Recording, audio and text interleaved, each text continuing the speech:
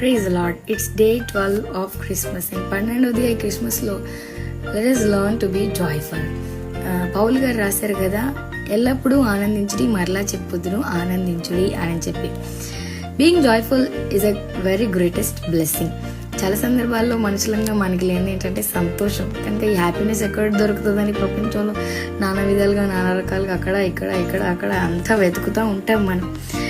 కానీ దేవుని వాక్యంలో చెప్పబడినట్లుగా దేవుని సన్నిధిలో సంతోషం ఉంది, దేవునిలో ఆనందం ఉంది.